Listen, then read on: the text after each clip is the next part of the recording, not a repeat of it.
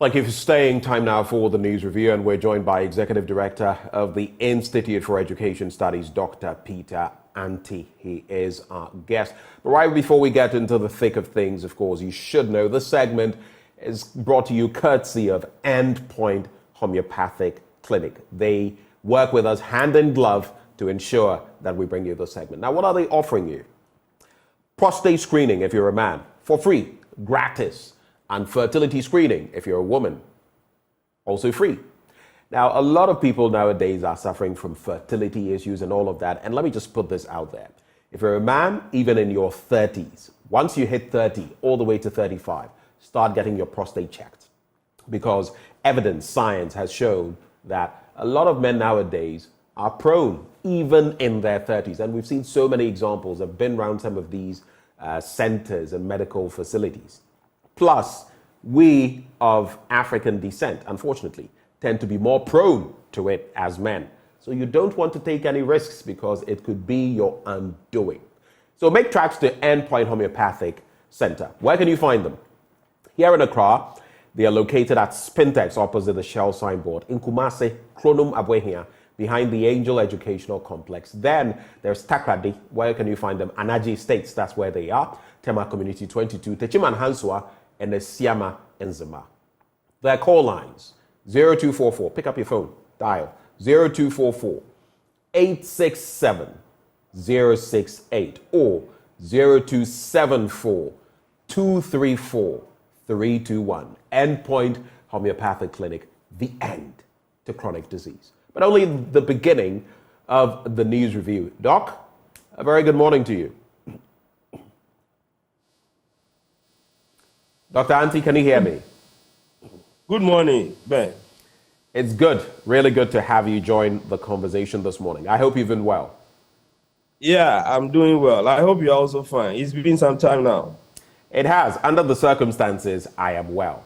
I am alive. I am healthy. There are basic things we sometimes take for granted. So under the circumstances, I am well. And I thank God I've seen the start of a new month. Happy new month to you. Same to you, bro. Let's start off. I usually don't start by going straight to the papers. I like to digest happenings going on across the country.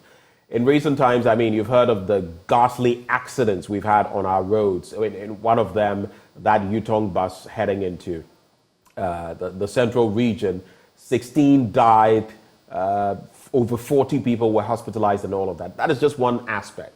Then there's also this major story. And tomorrow, as I share my blunt thoughts, I'll be getting into that as one of the package. Auditor General, former Auditor General, but I could still call him Auditor General on the back of the ruling of the Apex Court. It has been deemed unconstitutional, his removal, and unconstitutional, his replacement by a deputy. What do you think that does for the cause of justice? Because my thinking is that justice may have been served, but how just is the justice? After all this while, justice has been late. Justice, in my, from where I sit, has been denied, because now I doubt there would be a reversal of the decision. And even if there were, my own old friend, Daniel Yao Domelevo, will not take it, even on the back of the statement he passed. What do you make of that situation? Yeah, sure. I thank you and good morning to your viewers once again. Let me start with the accident. I used that road a night before. Around 9-10 p.m. I was on that road to Cape Coast from Accra. So when I heard that accident the following morning, I was taken aback. I was very, very sad because losing 15 lives, it's not something that we should joke with.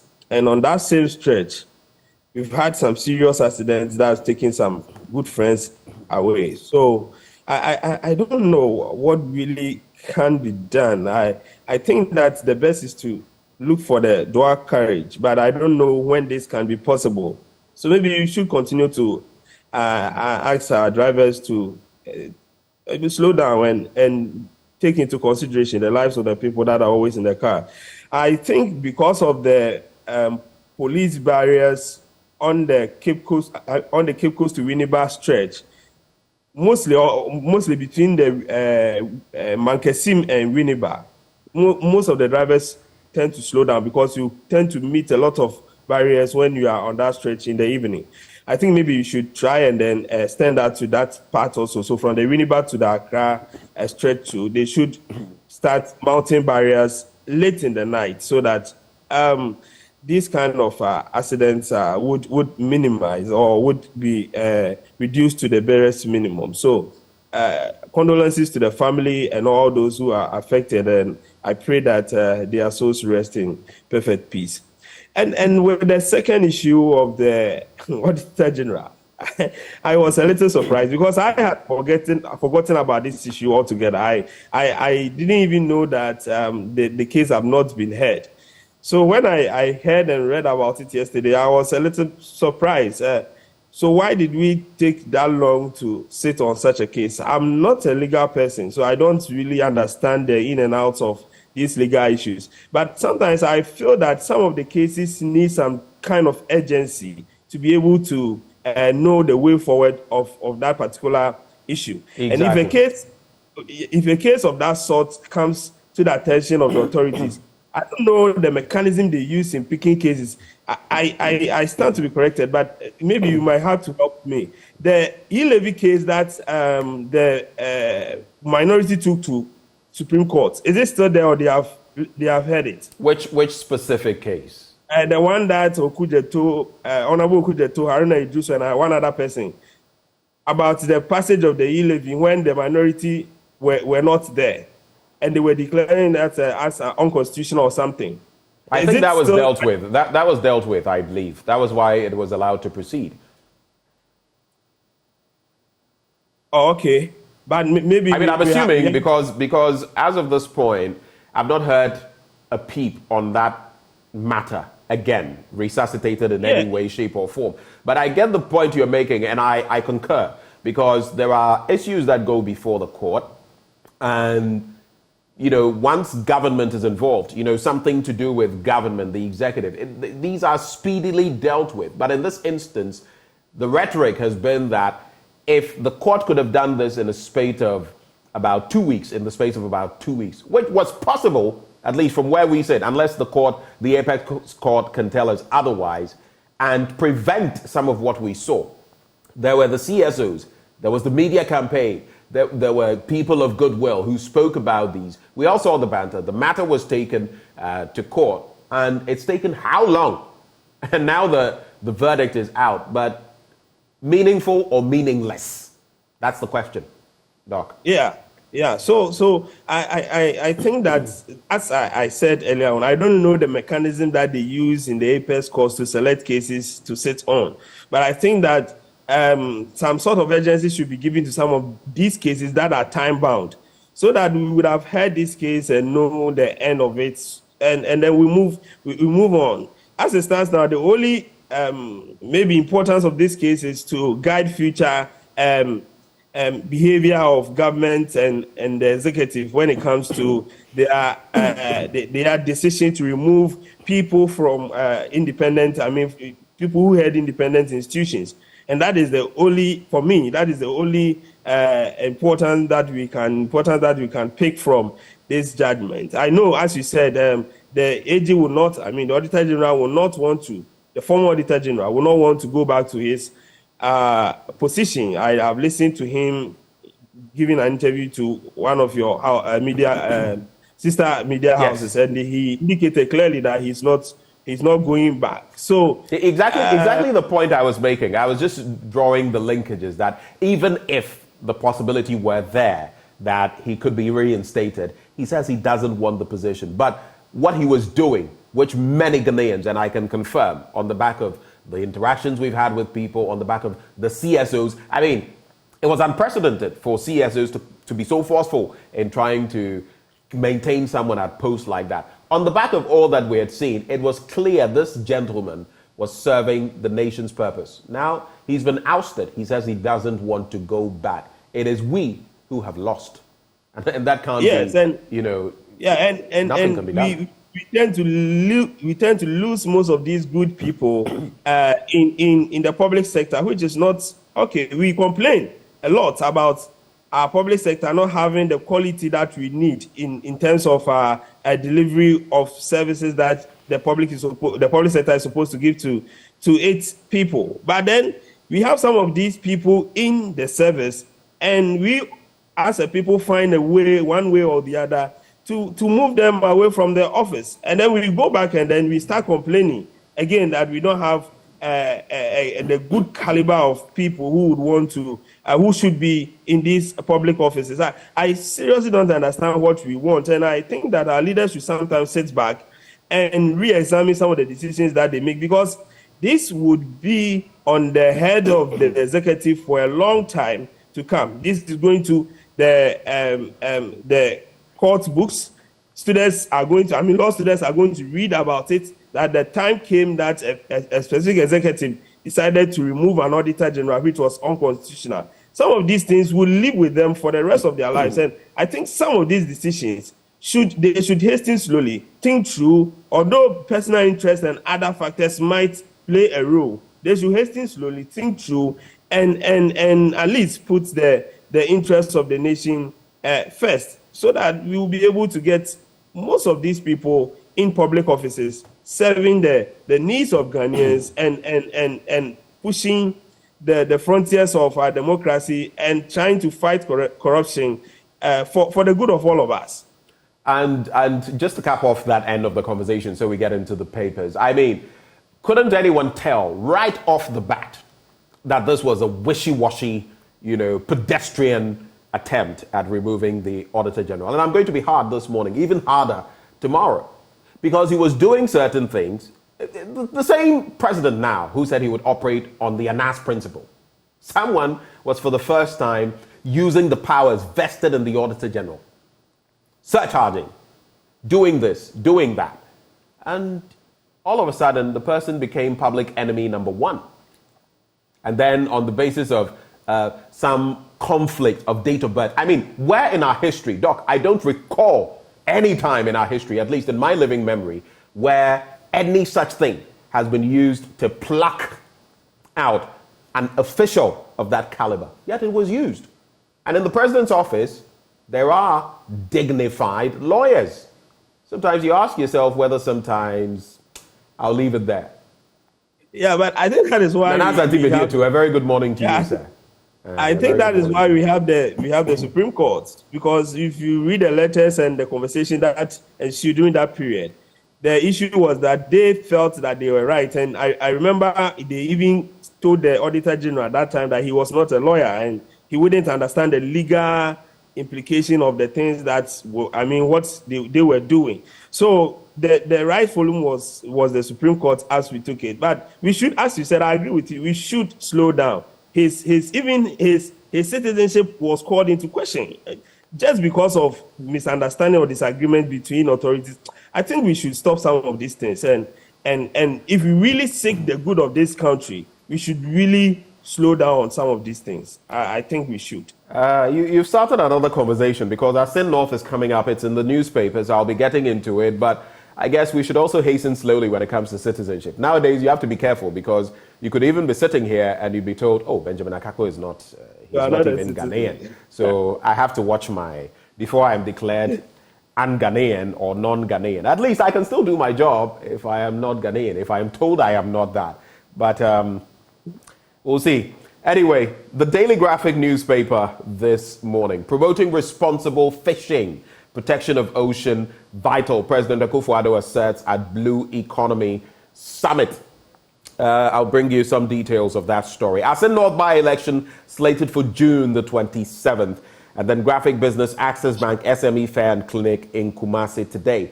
CAF, that is the Komfanoche Teaching Hospital, suspends 2 doctors for extortion. I'll definitely look into that story. And Domalevo's leave unconstitutional. That's according to the Supreme Court. There's also Green Ghana Day. Let's go planting 10 million trees on June the 9th, 2023. 8 days more.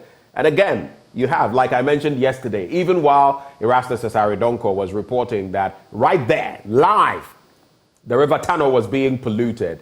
It's looking like, when you put a lot of Milo or something, or Ovaltine into a little bit of water, how brown it looks, dark brown. That's how the tunnel was looking. And then I was looking at the front page of the Daily Graphic, or was it the Daily Guide yesterday?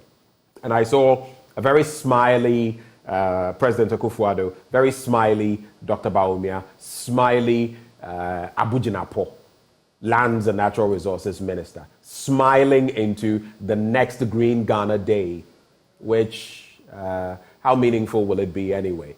You're polluting everything left, right, center, under your watch, and you're going to plant trees. There's still no accountability for those trees, though, Mr. President. How many have survived? How much have we spent? What are the metrics? Can we know as we keep spending millions upon millions on this exercise?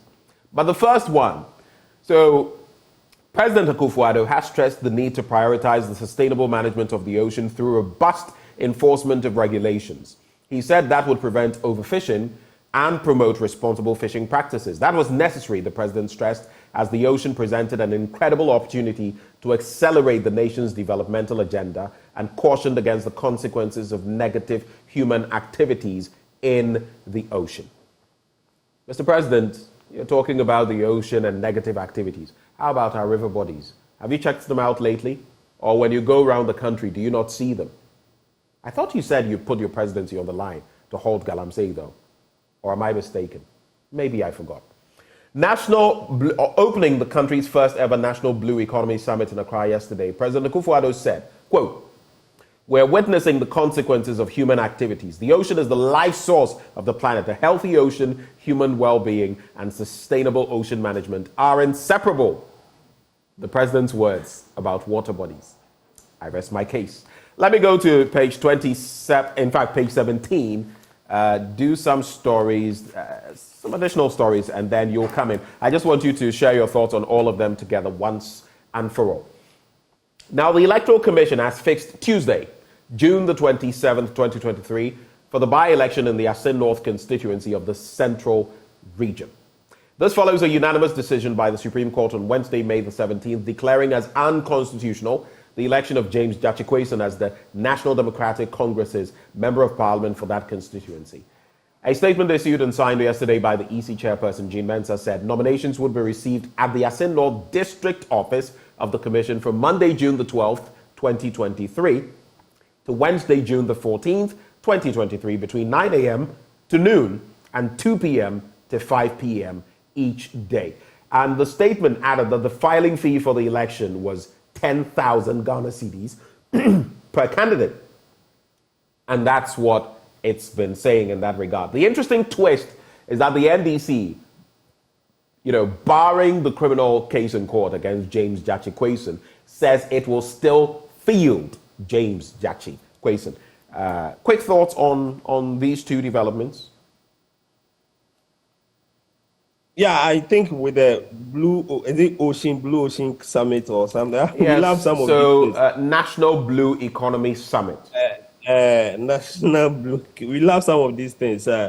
We love to have conferences and summits in Accra in air-conditioned rooms. And then when we get to the ground, nothing substantial is really happening.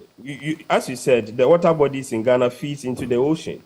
So if we want to talk about human activities affecting the oceans, then I think we should start with what is happening in the water bodies around us. And all we can say is that we have made a lot of promises and we've done less to deal with these activities that is around us. And doing some of these things technically do not actually lead to any substantial change in behavior of people, unless, of course, we apply the rules irrespective of whoever is involved. So for me, I think it's one of those conferences that we would always have, and we wouldn't even know how these ones would end. The same with the planting something that we are doing. Planting for food and jobs?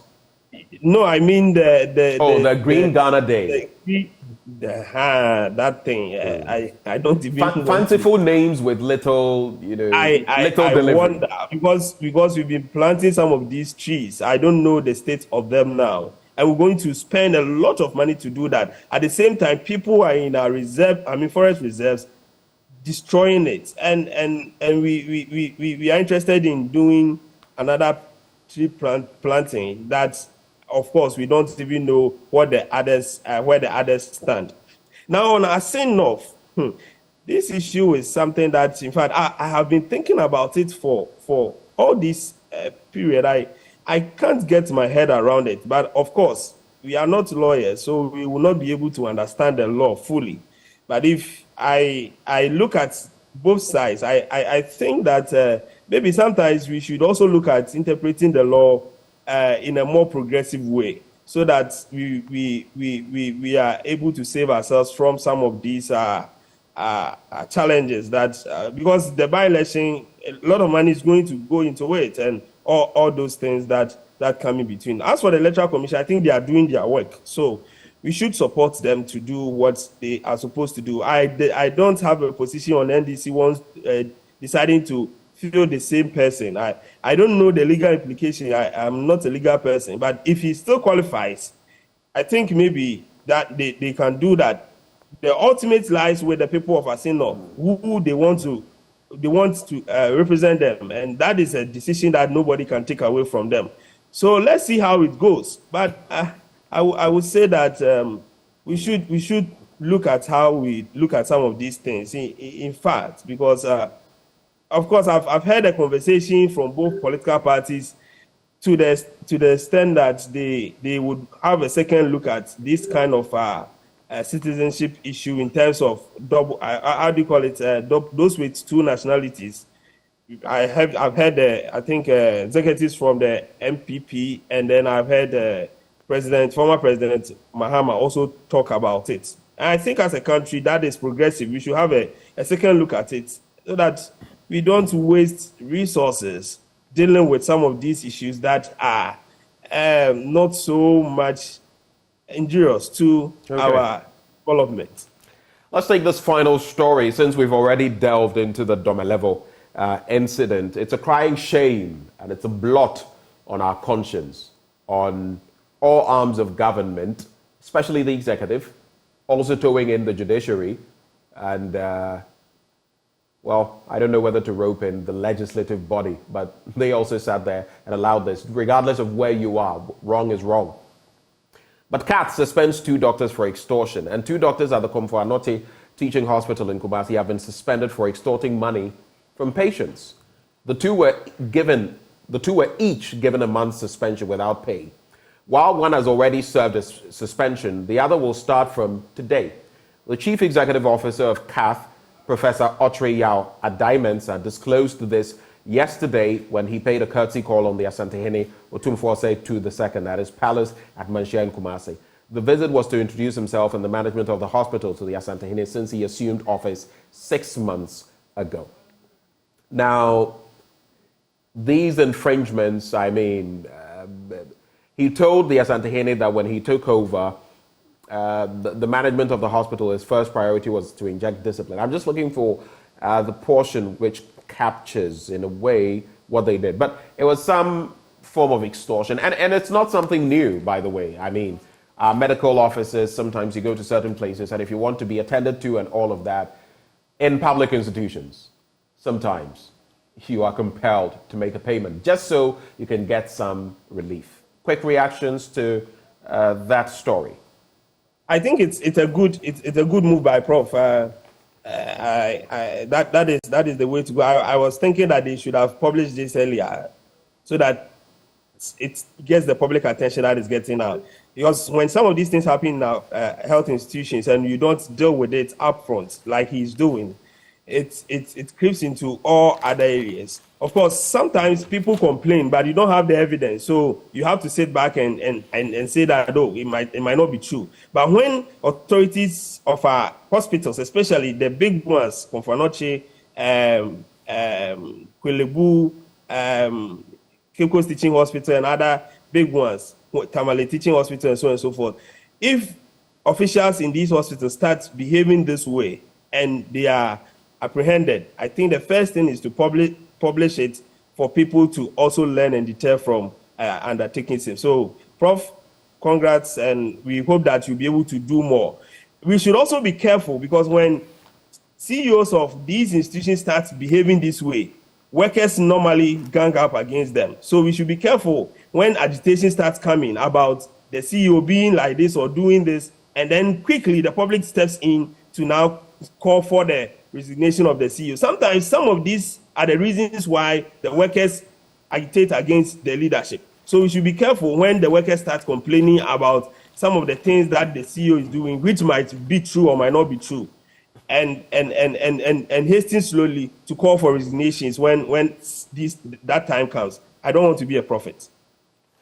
Let's quickly get into the daily guide. Let's hop there now. And the major story, NDC's Quayson faces 10 years for perjury. I already intimated, I hinted at that. I'll bring you details of that story. And it will be interesting to see how that pans out, because I just want to see how the court will rule on this matter, on the back of everything that has happened.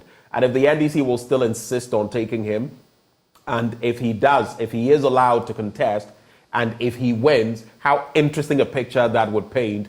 A member of parliament, duly elected, served, then told he didn't qualify, asked to step aside, eventually a by-election held. If he were to win and return to parliament, that would be quite a political stroke, like we've never seen in our checkered political history in this country. But market queens pick forms for Alan Trebateng, and they said when their market was razed to the ground by fire, he intervened, and they made a promise to pick forms for him, and they did that yesterday. There's also Domelevo's forced leave unlawful according to the Supreme Court, and Asin North by-election, June 27 EC. There's still Green Ghana Day here. I still see those three gentlemen smiling, though Galamsey is destroying our land and water resources, left, right, and center.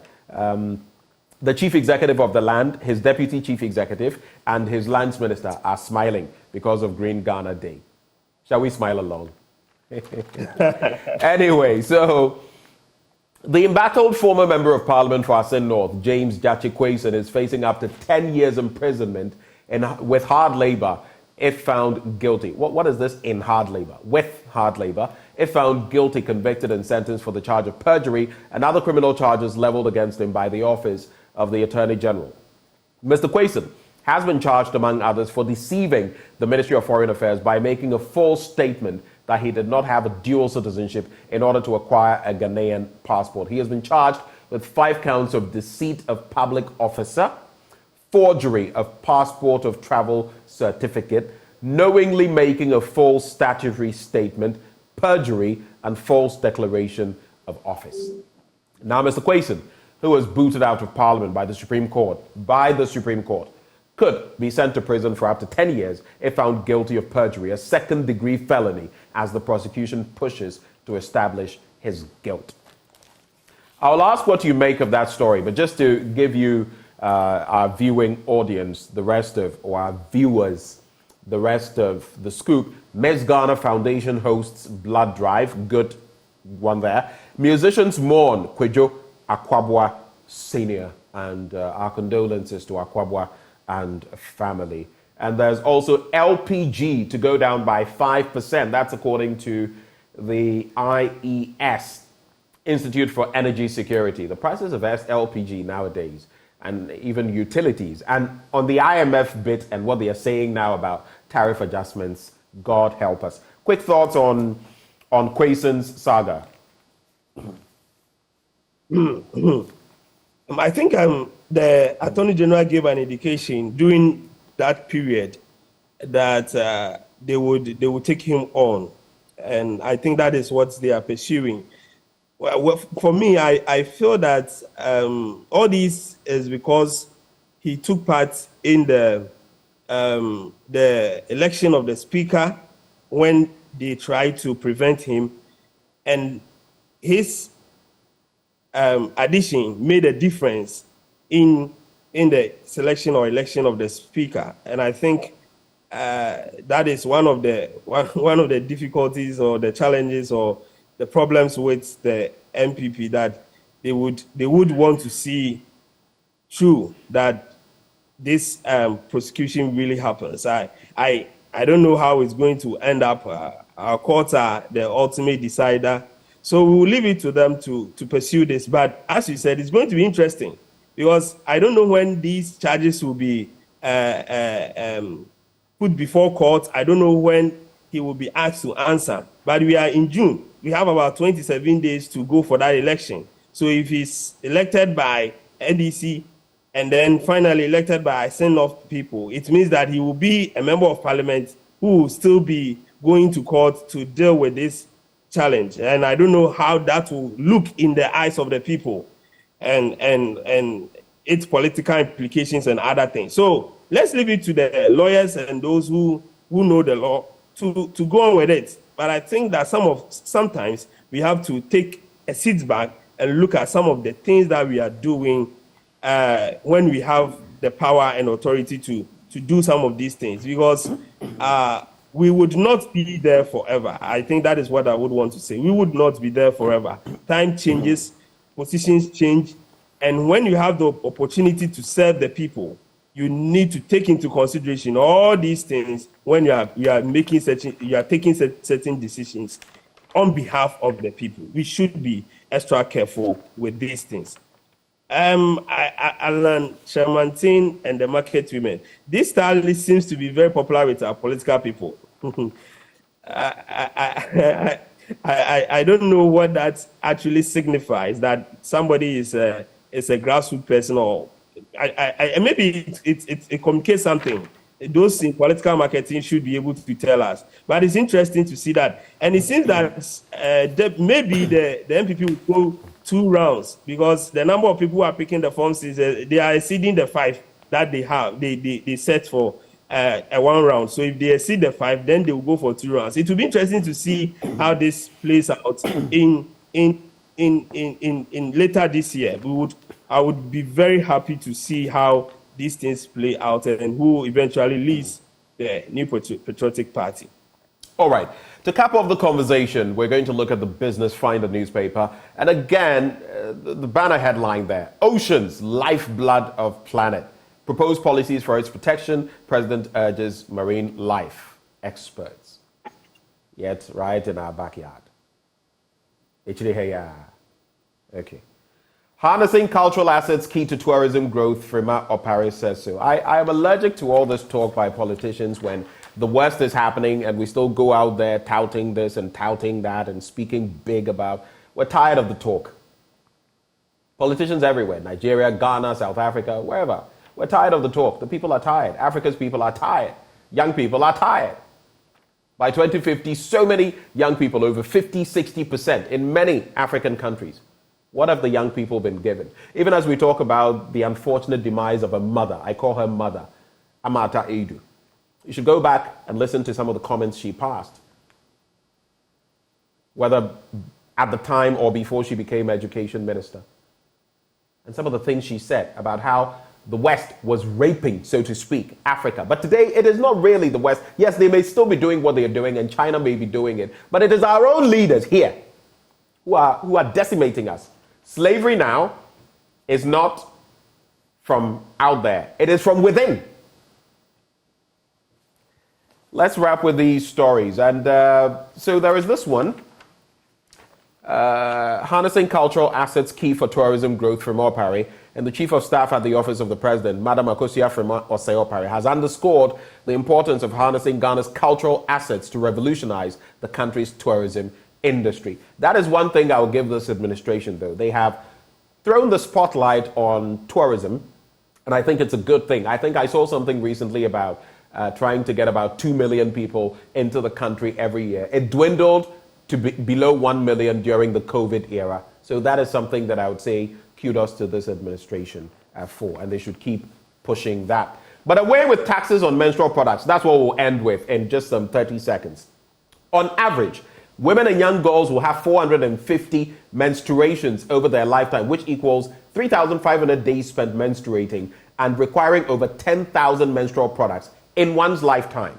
It is estimated that every woman or adolescent girl who menstruates 450 times in their lifetime spent an average of $20 spent an average of that on menstrual products per cycle, which totals $9,000 over their lifetime. How many of our Ghanaian women can afford that, not to talk about the young girls. And that is why all these obnoxious taxes on pads, sanitary pads, should be done away with. I'll keep talking about this matter. Again, it's something I'm talking about tomorrow during my blunt thoughts. Quick thoughts from you, Doc, and I'm very happy that you mentioned this menstrual issue, because I remember clearly, I think 2015-16, this issue came up when the then government decided to share some of these pads to secondary school students. And we remember the cry that came with it, the public uproar that came with it.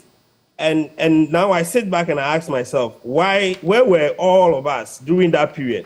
Why couldn't we stand up and push for the implementation of this policy? Because I listened to the incoming Chief Justice, and I was a little bit confused. How do you separate girls from women in terms of the buying of sanitary pads? Because I think it's the same product they all buy. So if we are calling for the removal of the taxes, it should be something that cuts across all ages. Right. It shouldn't be working women should be made to buy with the tax, or buy with the taxes, or pay, and then children or girls in school will not pay. How do we do that segregation or discrimination or separation? It's something that I didn't understand why Honorable Atufo didn't follow up with that question. Because we really want the leaders of this land to speak up against the taxes that have been imposed on these parts. It is counterproductive. We are asking girls to live a more hygiene life. We are asking girls to be protected from all these complications that comes with their menstrual period. And at the same time, we are adding more taxes and treating this product as a luxury product. That is something that can never be defended by anybody. And I think that the women in this country, those in high positions, like the Chief Justice, the incoming Chief Justice, and others like her, should stand up and speak and force the government to remove the taxes from these sanitary pads. It's very important. We have a lot of NGOs going to secondary schools, basic schools, distributing these to the girls. And the government that is supposed to be for the people is imposing taxes on these sanitary pads, because they know that the women cannot live without them. So because they cannot live without them, you are imposing taxes on it to get money to do what? Right. I don't understand. And we should condemn this forcefully and push for the removal of these taxes as much as we can. And I'll be happy you touch on this tomorrow again. And let's continue to advocate for this. Right. We have to sew it up here, but I didn't just start advocating, and I'll continue doing that even after tomorrow. I think there's this group that yesterday I read of. They are teaching, or is it on one of our news bulletins, they are teaching the kids, some of them, because they know the situation is not going to be resolved anytime soon. They're teaching some of the children how to sew. But our president is a gender advocate, right? Yes. Yes.